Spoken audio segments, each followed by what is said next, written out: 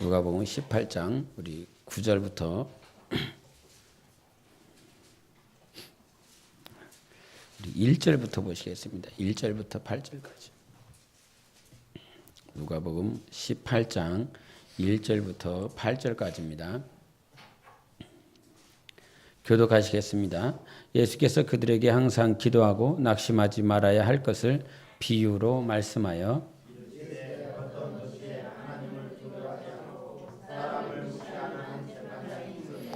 그 도시에 한 과부가 있어 자주 그에게 가서 내 원수에 대한 나의 원한을 풀어주소서 하되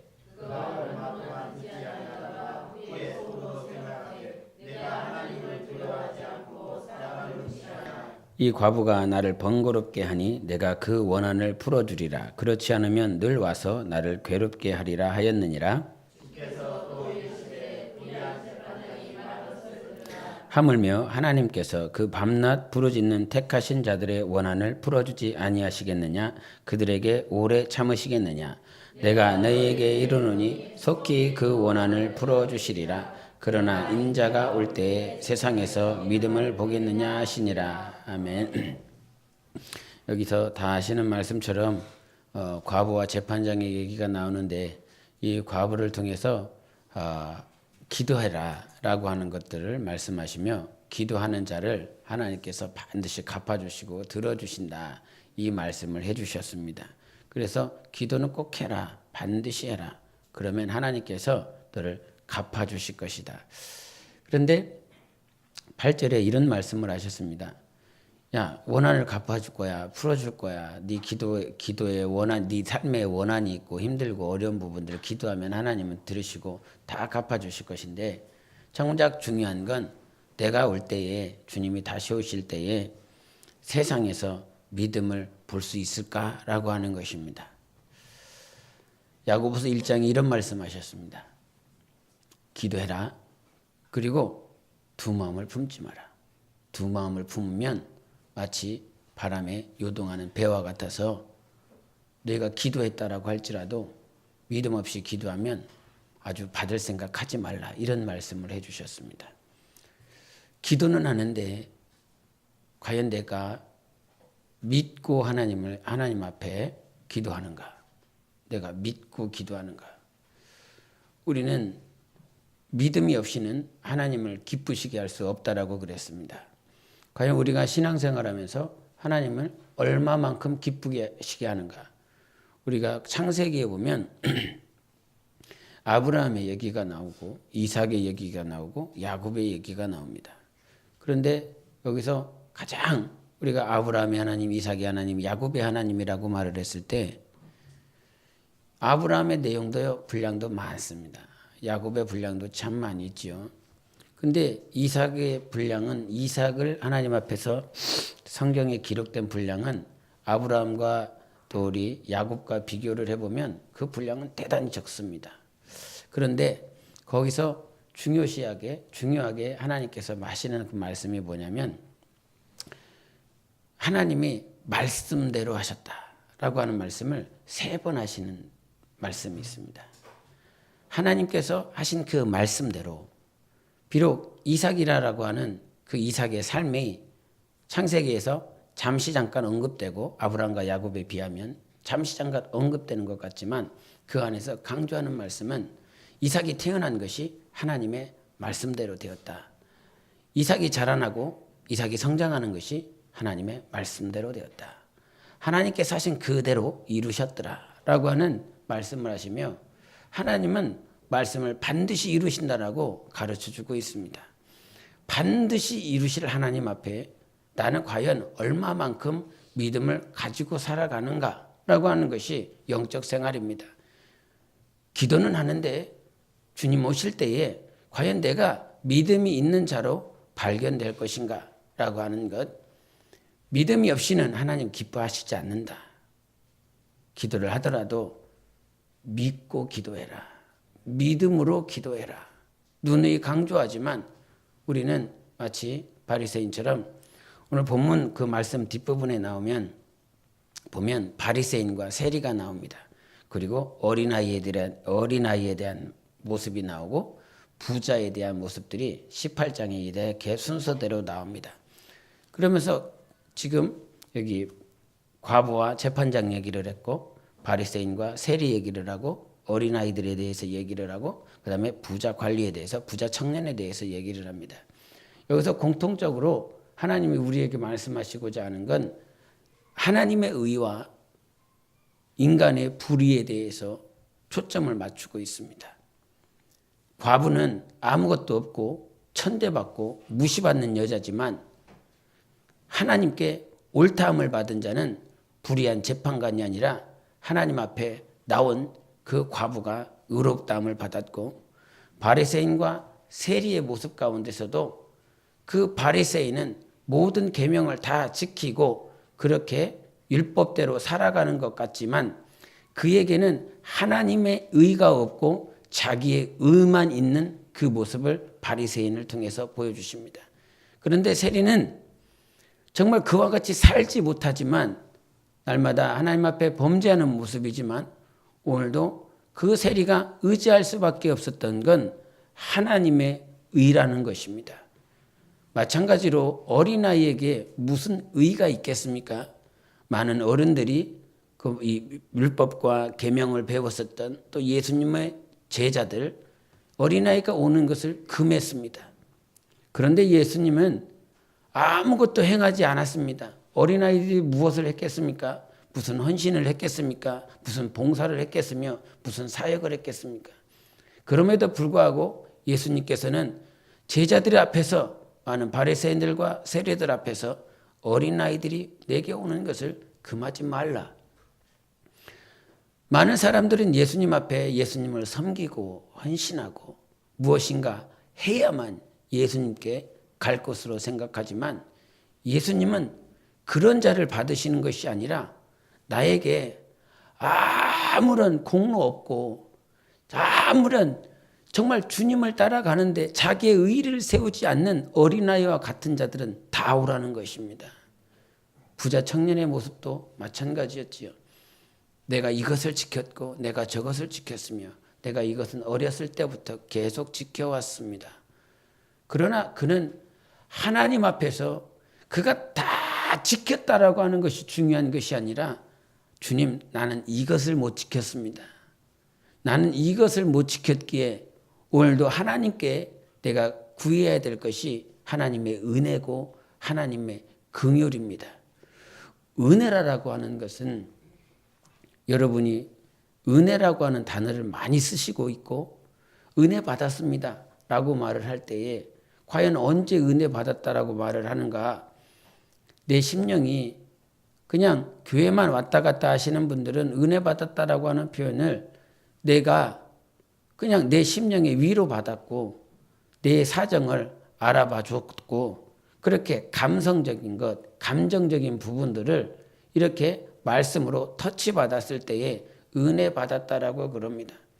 그런데 은혜는 반드시 어떤 곳에 있냐면 죄가 있는 곳에 있습니다. 무슨 말인지 이해하십니까? 은혜라고 하는 그 은혜는 죄가 있는 곳에 있습니다. 범죄한 곳에 있습니다. 불의한 곳에 있습니다. 불의한 삶을 살고 왔다가 예수 그리스도 앞에 하나님 앞에 왔을 때 은혜를 경험하게 됩니다.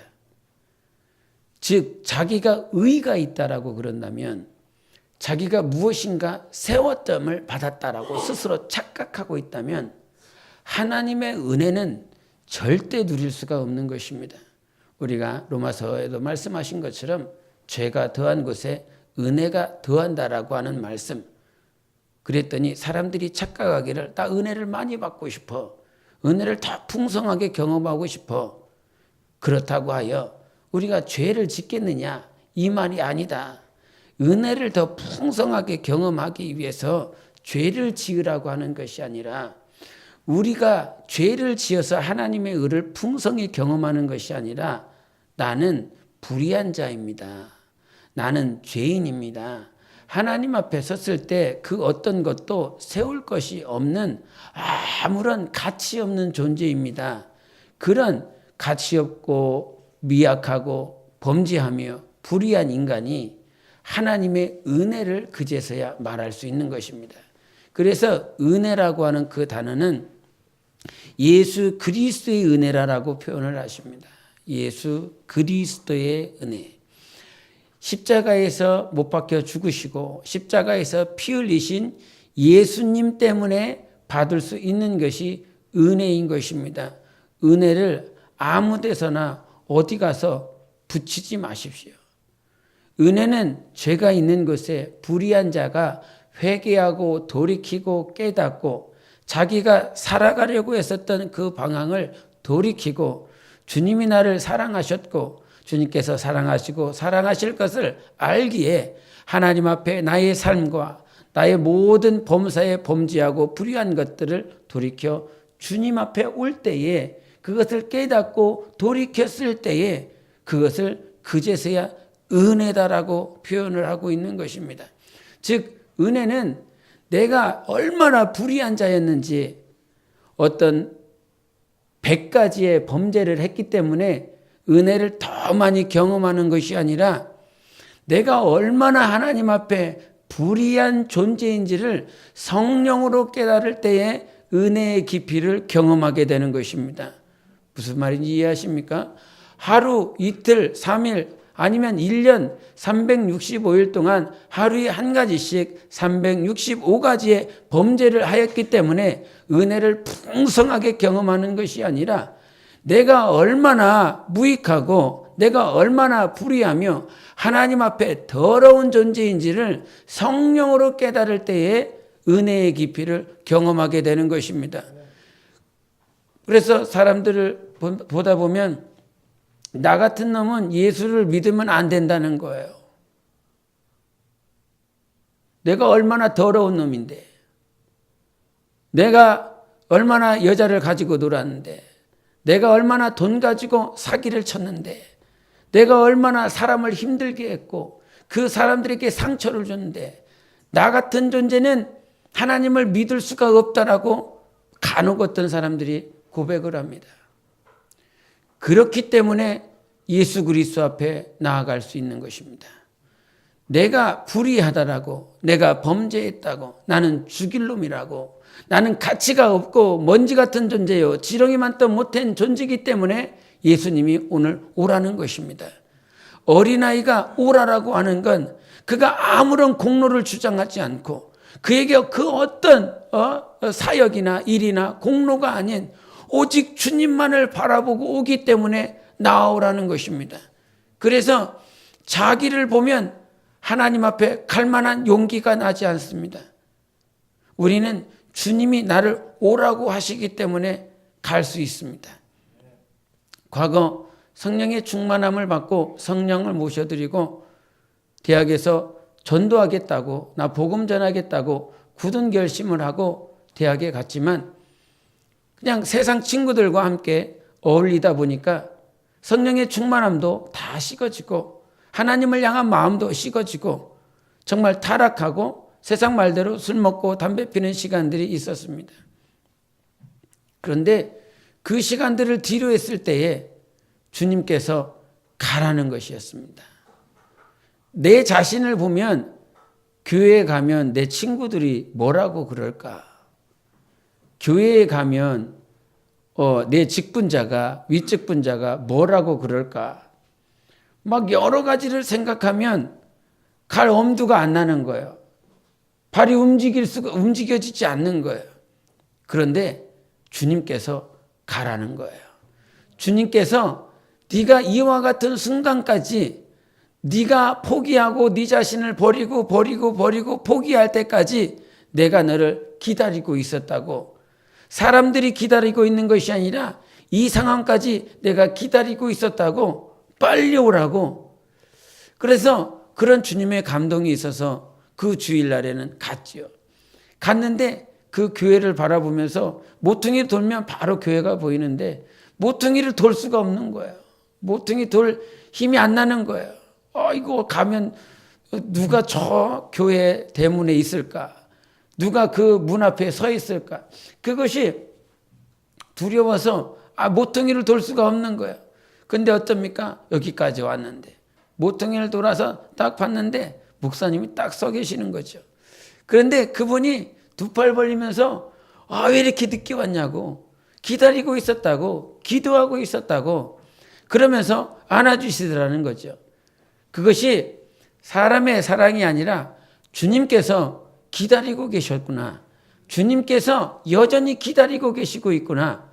그러기 때문에 나의 모습을 보면 내가 어떻게 성령 충만 받고 예수님 믿고 그 은혜를 누리고 그렇게 세상 가운데 갔다가 다시 타락되어지는 모습, 형편없는 나의 모습을 보면 주님께로 돌아갈 용기가 나지 않는데, 주님이 오라고 하시기에 주님께서 손 흔들며 나를 맞아주시고자 기다리고 계셨기에 갈 수가 있는 것이죠. 그래서 우리의 삶은 나의 모습 때문에 하나님 앞에 갈 수 있는 것이 아닙니다.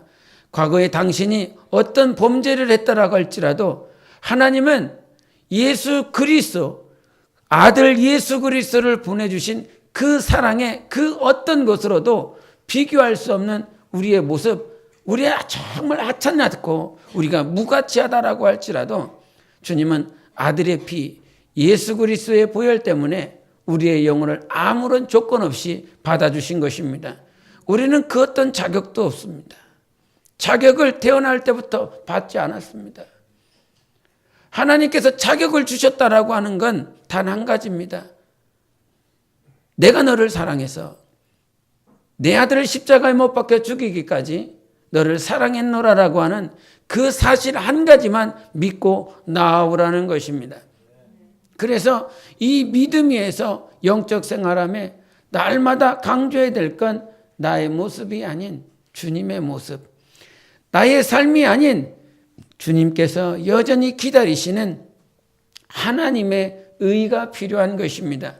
불의한 재판과 같은 고의 관료가 되어서 하나님의 의를 멀리 떠나는 삶이 된다고 한다면 그건 하나님 앞에 가치가 없는 것입니다. 지금도 세상 재판장이라고 하는 그 권세가 얼마나 대단합니까? 그 재판장이라고 하는 그 권세 때문에 죽일 사람도 살리고 살릴 사람도 죽이는 것이 재판장의 권한입니다. 그러나 세상에 그 어떤 고위 관료가 됐다 할지라도 하나님이 바라보시는 것은 그와 같은 권세나 권력을 가지고 있는 너의 모습이 아니라 오늘도 하나님 앞에 네 처지와 상관없이 하나님 앞에 나아가느냐. 고위관리가 됐어도 아무리 학력이 높아도 물질이 많아도 하나님께서 보시는 것은 그것이 아니라 나의 영혼인 것입니다. 오늘도 찬양을 통해서 하나님 앞에 감사를 드리는 건, 하나님이 영광을 받으시는 건 오직 나의 영혼을 통하여 영광을 받으신다라고 하는 것입니다. 오직 나의 영혼을 통하여 영광 받아주세요. 내가 하나님 앞에 헌신한 그 내용이 아니라 내가 하나님을 얼마나 정말 섬겼는지 일의 양이나 분량이 그것이 아니라 하나님이 영광을 받으시는 것은 바로 신부의 영화로움인 것입니다. 정말 당신의 그 신부가 얼마만큼 예수 그리스도를 닮았는지, 많은 일을 했느냐가 아니라 어떠한 일들을 많이 하고 돌아다녔는지가 아니라 과연 당신의 영혼은 주님이 영광받을 만큼 영화롭고 거룩하고 단장되어져 가고 있는가? 단장이라고 하는 건 결국 온전케 되는 거 아닙니까? 우리가 믿음 생활하면서 과연 단장되어지고 온전케 되어지는 그 삶을 살아가기 위해선 믿음이라고 하는 건 반드시 순종과 함께 가게 되어 있습니다. 그래서 야고보서에서 야고보 선지자가 말하는 건, 바울 선지자는 로마서를 통해서 오직 의인은 믿음으로 산다. 율법의 행위가 아니라 할례로 말미암아 의롭다함을 받는 것이 아니라 믿음으로 말미암아 의롭다함을 받는다. 그래서 이신칭이라고 그럽니다. 믿으면 그것을 의롭다함을 허락하신 것이다. 그런데 그런 것들이 중세 그 개혁 때부터, 종교 개혁 때부터 이신칭이야. 왜냐하면 로마 캐톨릭으로 말미암아 정말 자기들이 무엇인가 많이 섬기고 봉사해야만 죽은 자들도 연옥에서 저 천국으로 옮길 수 있다라고 하는 인간 육신의 그 봉사와 섬김을 강조하고 물질의 헌신을 강조했습니다. 그래서 헌금 많이 하면 죽은 자도 천국으로 갈 수 있고, 헌금 많이 하면 너희 아비가 저 지옥에 갔다라고 할지라도 저 천국으로 옮길 수 있으니 네가 살아있는 동안 헌금을 많이 하고 가난한 자들을 많이 도와주면 그와 같이 역사가 이루어진다. 그래서 하나님의 말씀을 이렇게 바꿔냈습니다. 하나님의 말씀이 변질되어졌습니다. 그래서 그 당시에 루터를 통해서 아니야, 우리의 행위로 말미암아 의롭다함을 받고 행위로 말미암아 천국에 가는 것이 아니라 주 예수 그리스도를 믿음으로 인하여 천국에 갈 수 있다라고 하는 종교개혁이 벌어진 것입니다. 그런데 그 믿음으로 말미암아 천국에 간다라고 하는 그것 때문에 행위라고 하는, 행함이라고 하는 것이 다 무너져 버렸습니다. 국회에 크리스천으로서 서 있는 장로들, 안수집사들, 집사들이 있습니다. 그 국회 안에 국회의원들 가운데 믿는 자들이 다수입니다. 과연 왜 그럴까? 국회 안에도 그와 같은 믿는 자들이 있는데 과연 이 나라는 왜 이렇게 흘러가고 있을까? 우리가 신앙생활할 때 아마 여러분이 저한테 뭔가 기대하는 것이 있을 것입니다. 기대하지 않으시겠지만 뭔가 목사로서 기대하는 것이 있을 것입니다. 목사는 새벽기도 빠지면 안 되지요? 일주일 동안 목사가 새벽기도 안 나오면 우리 목사 이상하게 됐다, 변질됐다 그럴 것입니다. 목사가 좋은 옷 입고 다니고 막 기도의 자리에 안 있으면 아마 그렇게 대놓고는 욕을 못해도 속으로 집에 돌아가서 우리 목사님 이상해졌어, 우리 목사님 되게 타락한 것 같아, 막 이럴 수 있을 것입니다. 목사에 대한 기대가 아마 목사는 최소한 이 정도는 돼야 돼. 그 기대에 맞춰지지 않으면 아마 여러분도 마음이 속상하고 안타깝고 목사에 대한 비판을 안 하고 싶은데 안에서 비판이 될 것입니다. 그리스도 안에서, 교회 안에서도 성도들이 목회자에 대한 기대가 있습니다. 그런데 세상 사람들도 믿는 자들에게 뭔가 기대하고 있습니다. 우리는 술 마시고 담배 피고 내 멋대로 살아가고 있지만 하나님을 믿고 있는 저 사람들은 우리보다 뭔가 다르겠지. 우리보다 뭔가 다른 부분이 있겠지. 우리는 내 멋대로 살아가고 있지만 저 사람들은 하나님을 믿고 있고 하나님께서 보호하시고 양육하시는 사람들이니 뭔가 다르지 않을까. 그런데 세상 사람들이 그리스도인들을 바라봤을 때 그들은 기대를 가지고 있습니다. 여러분들은 기대하고 있습니다. 여러분을 기대하고 있다라고 하는 건 하나님이 살아계시기를 원하는 것입니다. 하나님이 살아계셔서 비록 나는 지금 못 보고 있고 나는 지금 하나님을 만나진 못했지만 저 믿는 사람들, 저 사람들이 진짜였으면 좋겠다. 저들이 믿고 있는 하나님이 진짜 계셨으면 좋겠다. 저들이 힘들고 어려울 때 돌아갈 피난처가 있을 거 아닙니까? 지금은 힘들고 어렵더라도, 지금은 하나님을 부정하고 모른다라고 할지라도 정말 예수 믿는 사람들의 모습을 보면 하나님이 살아계셔. 정말 하나님이 있는 것 같아. 내가 타락하고 내가 힘들고 어려울 때는 정말 내가 지금은 바쁘고 내가 지금은 힘들어서 돌아가진 않지만 내가 하나님이 있다라고 하는 것을 내 입술로 고백은 하지 못하겠지만 저 사람들의 모습들을 보면 하나님은 정말 계신 것 같아. 저 사람들의 삶을 보면 하나님이 진짜 살아서 역사하시는 것 같아. 그런 기대를 가지고 있습니다.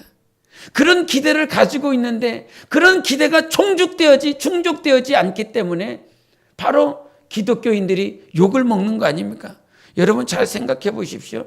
자기 자녀에게 어떤 기대가 없으면 말하지 않습니다. 대화도 하지 않습니다. 화낼 필요가 없습니다. 야, 일찍 일어나라고, 열심히 하라고, 왜 그렇게 사냐고 말할 필요가 없습니다. 포기해버렸기 때문에, 기대하지 않기 때문에. 그런데 세상 불신자들이 오늘도 믿고 있는, 하나님을 믿고 있는 우리를 향하여 개독교라고 말을 하는 이유, 목사라고 하는 이유, 기대가 있었기 때문이었습니다. 기대가 없었다라고 그런다면 그렇게 욕할 이유가 없는 거예요. 기대하며 하나님이 살아계신 것을 보기를 원하는데, 하나님이 정말 진짜 믿는 저들을 통해서 나타내 주시기를 원했는데 뭐 우리하고 너희하고 똑같네. 세상 사람도 여러분에게 기대를 하고 있고, 그리스도 안에서도 성도들이 목회자에게 기대하고 있습니다. 그럼 목회자는 성도들을 기대할까요? 안 할까요? 저는 여러분을 기대합니다. 되게 얼굴이 기대가 안 되는 얼굴 같지만 하나님 때문에 기대가 되고, 하나님 때문에 기대하기 때문에 기도하는 것입니다. 자기 자녀를 위해서 기도하는 이유는 기대하기 때문인 것입니다. 정말 전도사기 때문에, 권사기 때문에, 집사기 때문이 아니라 하나님께서 우리를 사랑하셨고 예수 그리스도의 보혈로 말미암아 오늘도 안아주시기 때문에 하나님께서 우리를 기대하고 계십니다.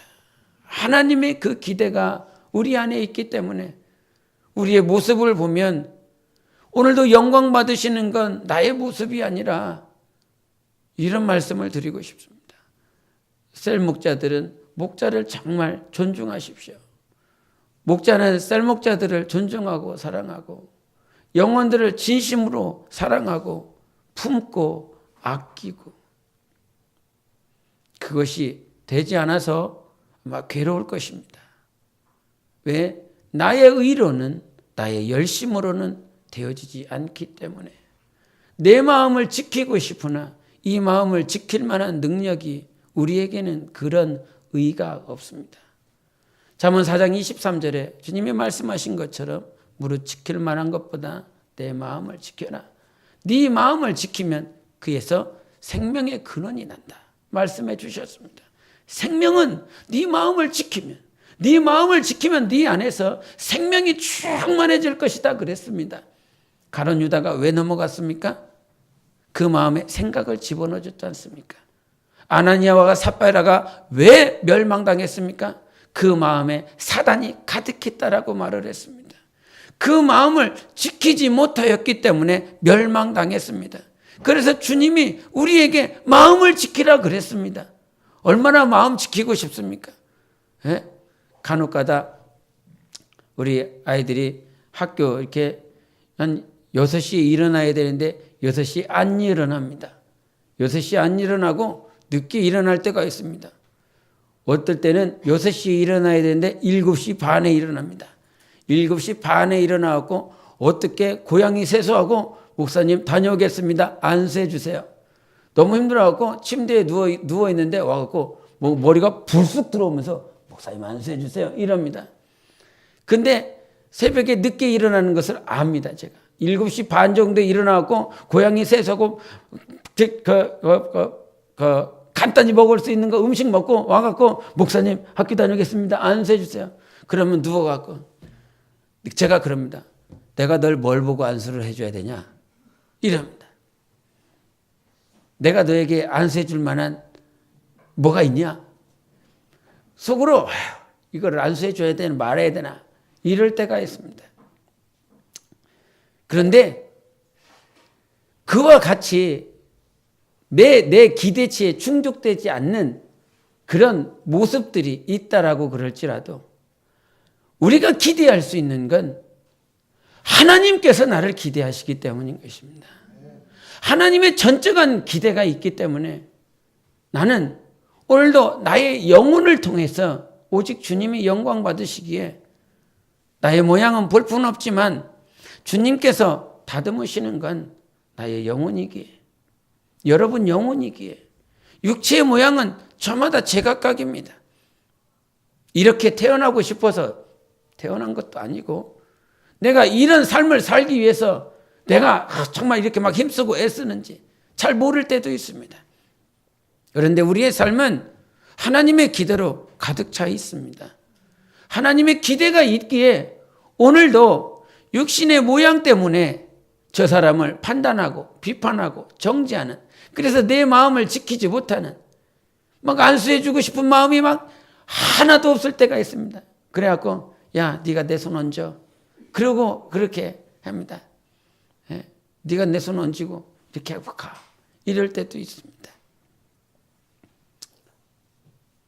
육신의 모양을 보면 우리는 내 육신의 육안으로 보기 때문에 육신의 기준을 가지고 이 정도, 예? 목사님이 이 정도는 해주셔야지, 전도사님은 이 정도 해주시고, 권사님은 이 정도는 해주셔야 되고, 집사님은 최소한 이 정도는 해줘야 집사님 아닙니까? 최소한 권사님은 이 정도 해줘야 권사님 아닙니까? 전도사님이 최소한 이 정도 해주셔야 전도사님 아니고, 목사님이 최소한 이 정도 해줘야 목사 아닙니까? 아마 저마다 기대치를 두고 바라볼 수 있습니다. 그런데 우리는 그 기대치를 감당할 만한 능이 없습니다. 그 기대치, 사람의 기대치는 저마다 다릅니다. 사람의 기대치가 아닌 하나님께서 우리를 기대하는 그 기대를 바라보고 그 영혼을 볼 수 있는 영적 생활이 되시기를 바랍니다. 하나님이 기대하는 그 기대로 나를 보고, 하나님이 기대하는 그 기대를 가지고 우리 목자를, 셀목자를, 영혼들을 바라볼 수 있다면 얼마나 행복할까? 그 마음을 가지고 살아간다고 그런다면 눈은 떠져 있는데 이 마음은 너무 괴로워. 귀는 열려 있는데 들리는 것으로 인해서 내 마음이 너무 힘들고, 우리는 우리의 마음을 지킬 수 있다고 그런다면 주님께서 그런 말씀 안 하셨을 것입니다. 무릇 지킬 만한 것보다 네 마음을 지켜라. 세상에 수많은 것들이 지켜야 될 것이 있다. 세상의 모든 것 다 지킬 것이 너무나 많은데 이것만은 지켜라. 네 마음을 지켜라. 네 마음을 지켜서 생명이 네 안에서 달아나지 않기를 바란다. 예수께서 이 땅에 오신 것은 생명을 주시고자 함이고 내 안에 생명을 풍성하게 주려 하심인데, 도적은 도적질하고 죽이고 멸망시키러 왔으니 오늘도 뺏어가는 것이 있습니다. 내 생명, 하나님께서 주신 예수 그리스도의 생명을 뺏어갑니다. 어떻게? 마음 지키지 못하게 해서, 마음을 지키지 못하도록 해서 예수 그리스도의 생명을 자꾸 뺏어가는 것입니다. 그렇다면 주님은 우리에게 그 마음을 지키라고 하셨는데 과연 나는 어떻게 지킬 수 있을까? 그래서 사도 바울이 우리에게 말씀을 가르쳐 주는 것이, 아무것도 염려하지 말고 모든 일에 기도와 간구로 하나님 앞에 감사함으로 아뢰라 그랬습니다. 그리하면 모든 지각에 뛰어나신 하나님의 평강이 그리스도 예수 안에서, 어디 안에서요? 그리스도 예수 안에서, 세상 밖에서가 아니라 그리스도 예수 안에서 하나님께서 우리의 마음과 생각을 지키시리라 말씀해 주셨습니다. 그러므로 우리가 마음을 지킬 수 있는 건 오직 하나님 앞에 감사함으로 아뢰는 것입니다. 막 두렵고 떨림으로 하나님, 이 문제, 이 닥친 문제 어떻게 해야 돼요? 두렵고 떨림으로 그렇게 하나님 앞에 나아가는 것이 아니라 나에게 주어진 모든 삶 가운데 하나님, 이렇게 되게 하신 분도 하나님이시지 않습니까? 이러한 삶으로 인도하신 분도 하나님이시지 않습니까? 이 삶을 통해서 하나님 의지하라고, 하나님 앞에 기도하라고, 하나님 앞에 더 가까이 나아가라고 이와 같은 삶을 허락하시지 않았습니까? 첫째가 자기소개서를 쓰고 있습니다. 자기소개서를 한 달 이상을 준비했었던 것 같습니다. 자기소개서를 쓰는데 내일 자기소개서를 이렇게 출력을 해서 이렇게 워드 작업을 해서 내야 되는데 막 한 달 이상을 계속 고민하고 쓰고 하다가 어제는 다 또 지웠습니다. 지우고 쓰고 옆에서 보니까 저 한 줄을 쓰기 위해서 제가 한 2시간 있다가 갔는데 2시간 또 있다가 갔는데 2줄인가 썼더라고요. A4지로 2줄 2시간 동안 뭐 했을까? 워드 작업했는데 2시간 동안 2줄 썼습니다. 자기소개를 하는데 소개할 게 그렇게 없나? 네? 또 4시간 지났는데 한 4줄 또 쓴 것 같아요. 아니 도대체 그걸 언제 끝내려고? 언제 끝내려고? 그런데 월요일 날 보고서가 왔더라고요. 사목장 보고서가 왔는데 그 보고서를 딱 보니까 기도하는 시간이요. 0분인 거예요. 0분인 거예요. 0분. 그거를 딱 보면서 그날 기도를 하는데 하나님께서 그 자기소개서를 쓰는 그 모습을 통해서 에라 이놈아 24시간을 붙들고 있어봐라. 생각이 나나. 안 써진다. 절대 안 써진다. 그래서 이런 말을 했습니다. 가서 기도해라. 그리고 충만하게 기도해라. 은혜 받고 와서 쓰면 금방 써진다. 이것이 우리들의 삶 아닙니까? 아마 이 금요 기도회 때 말씀을 전화위케 로테이션으로 하시겠지만 일주일 한 달 전부터 뭔가 막 자기 스스로 이거 해야지 저거 해야지 이렇게 해서 되지 않습니다. 하나님께서 깨닫게 해주시고 하나님께서 은혜를 주셔야 처음부터 끝까지 되는 것입니다. 그 모습을 통해서 너의 열심이 아니라 지금 왜 이와 같은 삶을 통해서 한 달 전부터 2달 전부터 계속 준비해 왔는데 지금도 못 써갖고 지우고 쓰고 지우고 쓰고 지우고 쓰고 그럴까? 하나님은 그 자기 입장에서는 조금 힘든 과정일 수 있고 어려운 과정일 수 있는데 그와 같은 과정을 하나님께서 왜 허락하셨을까? 하나님께서 그거 쓰라고 하나님께서 허락하신 환경이 아니라 내가 할 수 없으니까 아무리 생각해도 아무리 앉아 있어도 할 수 없으니까 그 과정을 통해서 하나님을 의지해봐라. 하나님 앞에 나와봐라. 하나님을 의지하고 하나님 앞에 무릎 꿇어봐라. 그래서 하나님이 너와 함께 하시고 하나님이 너를 돕고 있다라고 하는 것을 경험해봐라. 이것을 옆에서 딱. 그런데 그의 삶이 단지 그만의 삶이 아니라 우리 모두의 삶 아닙니까? 우리는 할 수가 없습니다, 주님. 우리는 마음도 지킬 수가 없고요. 우리의 의가 있다라고 하는 그 의도 어느 순간 낙심될 만한 일이 있으면 저 곤두박질 쳐져서 무너져 버려 있고 낙심되어지고 포기하고 절망하고 이 삶까지도 하나님 몰라요. 이렇게 할 때 있지 않습니까? 그런데 우리의 마음을 지킬 수 있는 건 감사함으로 하나님께 아뢰. 내 삶에 주어진 것을 불평함으로 두려움으로 하나님 앞에 구하지 말고 이 삶도 이 환경도 주장하시고 주관하시는 분은 하나님밖에 더 있겠는가?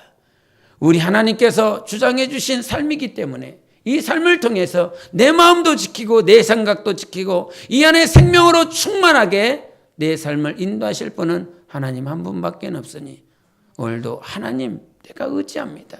내 마음을 지켜주세요. 2016년들이 이렇게 가고 있습니다. 11월 중순이 됐습니다. 한 달 반 정도면 2016년이 지나갑니다. 한 달 반 지나면 이제 주님께 1년 더 가까이 왔습니다. 아멘이 안 나오고 왜 한숨이 나오십니까? 1년 지났으면 주님께 더 가까이 나올 때가 됐습니다. 그럼에도 불구하고 한숨이 나올 수밖에 없는 건 바로 나의 모습 때문일 것입니다. 과연 내가 하나님 앞에 얼마만큼 준비되어졌을까? 마태복음 25장의 말씀처럼 오른편에 설 잔가 왼편에 설 잔가 정말 그 등잔을 들고 기름에 불을 붙이고 나의 신랑을 기다릴 만큼 그렇게 잘 준비가 되어 있는 나의 영혼인가? 그래서 우리 신앙생활은 나를 보는 것이 아니라 그렇게 기름을 들고 등잔을 들고 우리 주님을 기다릴 수 있도록, 넉넉하게 기다릴 수 있도록 기름이 부족하여 그 기름을 다시 사러 갈 수밖에 없는 그런 어리석은 처녀로 만드는 그런 삶이 아니라 기름을 넉넉히 준비하여 언제 어디에라도 주님께서 오실 그때를 맞이할 수 있는 지혜로운 처녀로, 현숙한 처녀로 내 영혼을 빚으실 분은 하나님 한 분밖에 없습니다. 그래서 오늘 우리가 기대하고 의지해야 될 분은 하나님 한 분밖에 없어요. 믿음 생활은 다른 것 아니라 주님께서 하신 말씀, 그리고 주님을 전적으로 의지하는 것입니다. 우리 삶 가운데 하나님이 말씀해 주셨어요. 우리가 신명기 6장 8절에 보면 우리 함께 보시겠습니다. 신명기 6장입니다.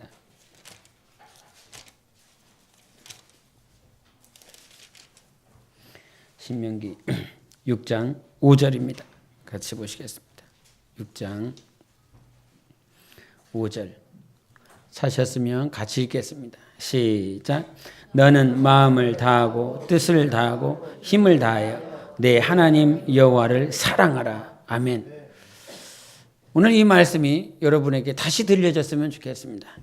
너는 마음을 다하고 뜻을 다하고 힘을 다하여 내 하나님 여호와를 사랑하라. 이런 말씀을 주셨습니다. 그러면 여기서 마음은 누구의 마음입니까? 여러분 생각에 이 마음은 누구의 마음을 말하는 겁니까? 뜻은 누구의 뜻을 말을 하는 것입니까? 힘을 말을 하는 건 이 힘은 누구의 힘을 말을 하는 것입니까? 여기서 너는 마음을 다하고 뜻을 다하고 힘을 다하여 내 하나님 여호와를 사랑하라 이렇게 하신 그 말씀을 예수님께서 마태복음 22장 37절에 이런 말씀하셨습니다. 여러분이 다 아는 것처럼 너는 내 마음을 다하고 뜻을 다하고 목숨을 다하여 주 너의 하나님을 사랑하라라고 말씀해 주셨습니다. 6장 5절에는 잘 드러나지 않습니다. 너는 마음을 다하고 뜻을 다하고 힘을 다하여 내 하나님 여호와를 사랑하라. 한국어 성경에는 너는 마음을 다해라. 그럼 이 마음이 주님의 마음입니까? 그렇게 해석할 수도 있겠죠. 그런데 6장 5절에 너는 마음을 다하라고 하는 것이 with all your heart입니다. 네 마음, 너의 모든 마음을 말을 합니다. 모든, all이라고 그럽니다. 마음이 어떤 100이라고 그런다면 50만, 70만, 80만 하나님을 사랑하는 일에 주는 것이 아니라 100분의 100을, 100%를 all your heart, 네 마음을 다해서 하나님을 사랑하라라고 그럽니다. 여러분 이 말이요. 다시 들려줘야 되는 건 네 마음을 다하라고 그럽니다. 네 마음을 다하라고. 네 마음입니다. 네 마음. 네 마음. 네 마음인 거야. 네 마음. 우리가 신앙생활 하다 보면 우리가 하나님께서 우리에게 마음을 하나님께서 받으십니다. 정말 이 주님을 사랑하는 그 마음으로 하나님의 말씀을 순종해야 됩니다. 이렇게 하다 보면 이게 오해하는 것이 무엇이냐? 나한테 그런 마음이 없습니다. 주님의 마음이 안 느껴집니다. 주님의 마음이 안 느껴져서 나 이거 할 마음이 없습니다. 우리가 성도의 오대우무라고 그랬을 때 주일 성수하는 거, 11조 하는 거, 기도하고 말씀 보고 복음을 전하는 이 모든 것들을 성도의 5대 의무라고 하는 건 마치 성경에서 발췌한 것이 아니라 성경에서 최소한 정말 성도들이 이와 같이 해야 되지 않겠는가? 이 삶을 살아가야 되지 않겠는가? 그렇게 해서 성도의 5대 의무로 규정해 놨습니다. 누가 규정해서 규정한 것이 아니라 그냥 성도들이 그렇게 이것은 해야 되겠다. 그런데 주일 성수하는 것이 주님의 마음을 가지고 주일 성수를 해야 되겠지요. 그런데 주일 성수할 마음, 주님의 마음이 내 안에 없어. 주님의 마음이 내 안에 없어. 그러면 내가 주일 성수를 안 해야 되나? 내가 복음을 전해야 되는데 복음을 전하고자 하는 주님의 마음이 없어. 그러면 복음을 안 전해야 되나? 10의 1조를 하나님 앞에 드리는 것이 주님의 마음이 내 안에 없어. 그러면 내가 12일 1조를 안 해야 되나? 어느 순간 하나님의 마음을 가지고 순종해야 됩니다라고 하는 그 말을 듣고 하나님의 마음이 없기 때문에 안 하는 그런 모습으로 변질된다면 이것은 하나님의 말씀을 참으로 잘못 깨닫고 있는 것입니다.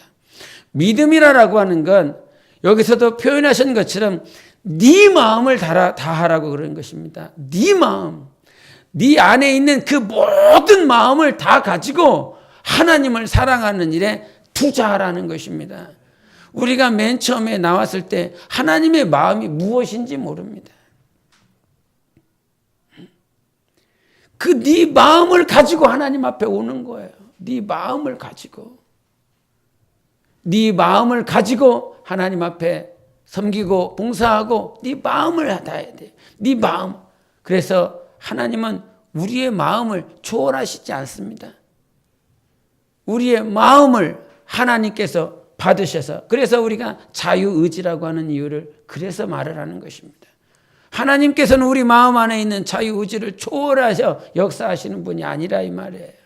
하나님 앞에 나오기를 네가 마음이 있다면 하나님께서는 그제서야 도와주시겠다라고 하는 것입니다. 네가 마음이 있으면 하나님께서 붙잡아 주시고 환경을 열어주시고 우리가 수련회 때도 우리 직장 때문에 수련회 갈 수 있는 환경이 아닙니다. 그냥 그렇게 뱉어버리고 끝나는 것이 아니라 정말 마음이 있다면 하나님 앞에 네가 수련회에 가고자 하는 마음이 있다면 그 마음을 하나님 앞에 드린다면 하나님께서는 그때 도와주시겠다는 거 아닙니까? 그래서 간증한 것이 그거 아닙니까? 할 수 없었는데 하나님 앞에 이렇게 가겠다고 기도하겠다고 환경을 열어주러 달라고 그렇게 마음을 가지고 하나님 앞에 나왔을 때 도와주는 거 아닙니까? 그래서 우리가 믿음으로 산다라고 하는 건 절대적으로 초월해서 안 되는 것이 내 마음인 것이다. 이게. 나의 마음이 있어요. 내가 마음을 가지고 하나님 앞에 가야 되는 것입니다. 여전히 불신자로 남아있는 이유가 오늘도 하나님 앞에 마음을 들이지 못하기 때문에 불신자의 모양으로 남아있는 것입니다.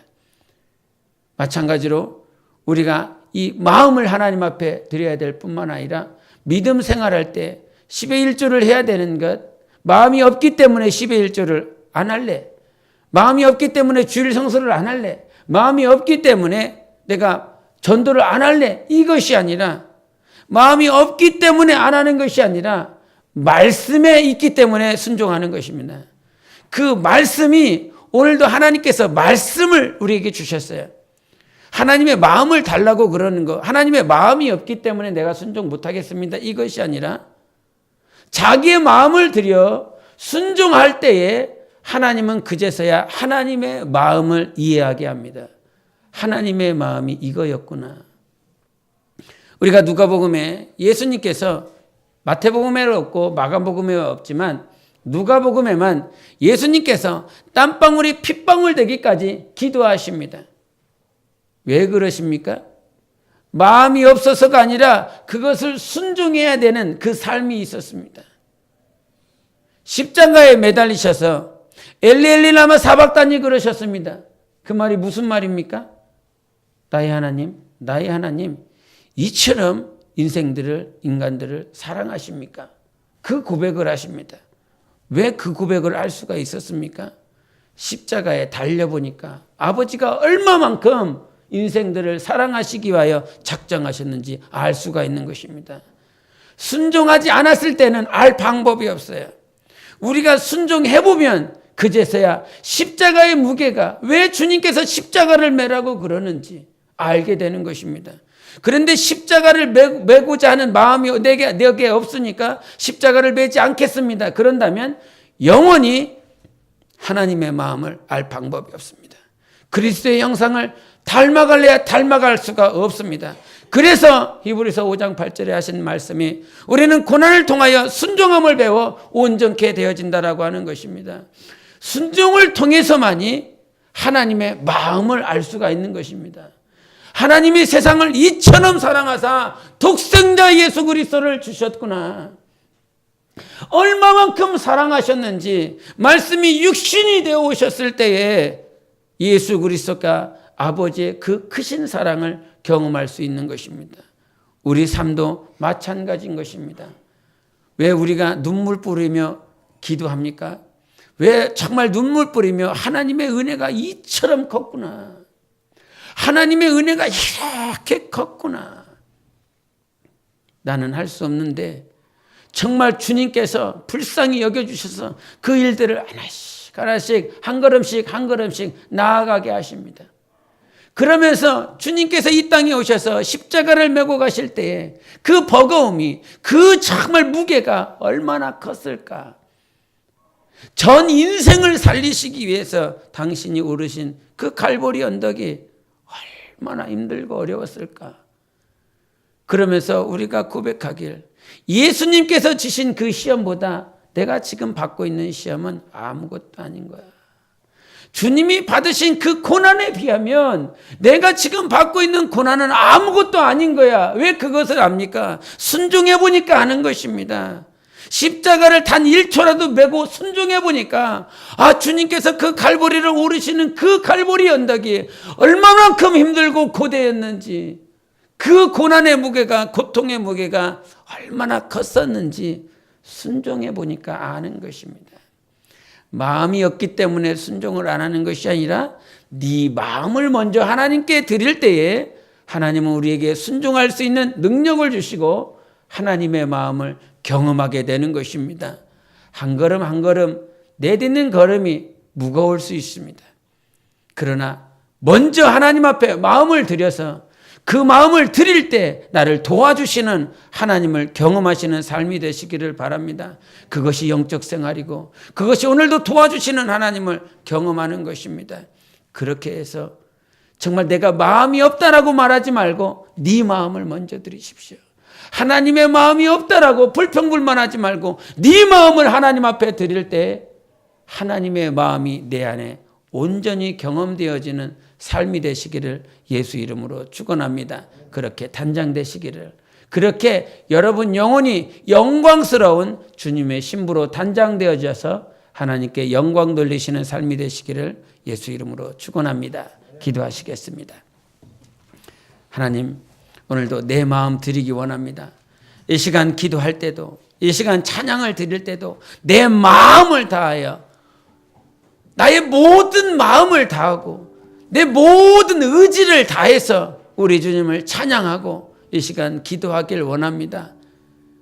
주님의 마음이 없어 오늘도 내 마음을 전심으로 주님 앞에 드리겠사오니 오늘도 주님의 마음을 경험하게 도와주시고 나와 함께 하시고 오늘도 내 삶 가운데 나의 불의는 다 사라지고 하나님의 의만 있기를 간절히 원하시는 주님의 마음을 내가 경험하기 원합니다. 주님, 내 마음 드립니다. 정말 내 마음을 드리오니 오늘도 주께서 함께하여 주시옵소서. 우리 함께 예수여 외치고 기도하시겠습니다.